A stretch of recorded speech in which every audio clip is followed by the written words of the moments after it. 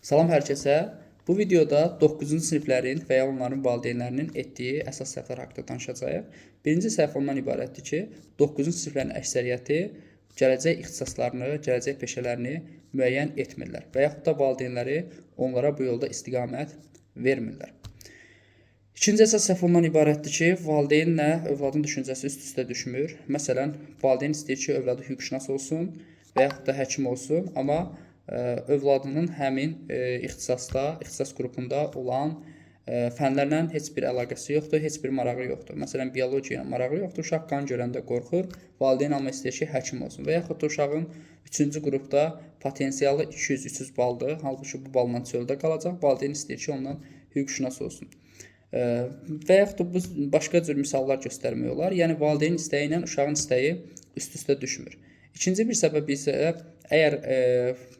daha doğrusu üçüncü bir səhv isə valideynlər ixtisas qrupunu müəyyənləşdirirlər, amma doğru müəllim tapmaqda çətinlik çəkirlər və yaxud da vaxtında müraciət eləmirlər.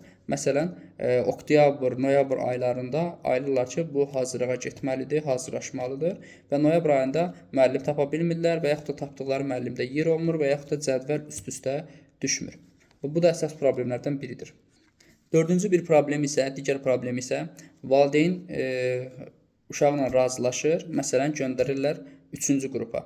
Uşaq gedir tarixdən, ədəbiyyatdan və yanvarda və yaxud da fevralda ayılır ki, yox, 3-cü qrup və yaxud da 1-ci qrup bunluq deyilmiş və yaxud da 2-ci qrup bunluq deyilmiş, qrupun dəyişməlidir.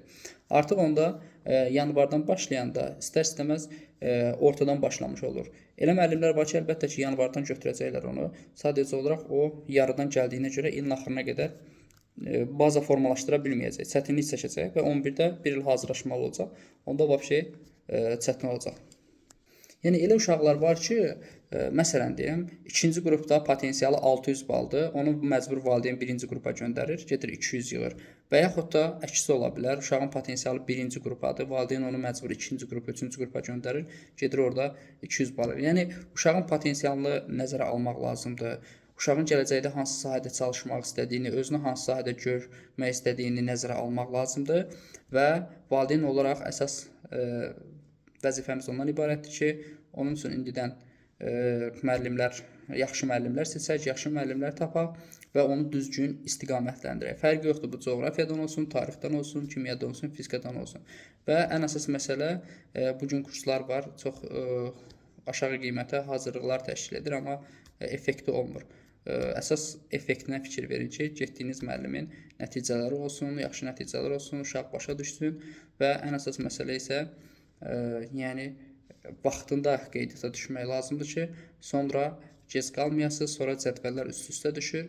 Ən əsas problemlərdən biri də cədvəlin üst-üstə düşməyidir.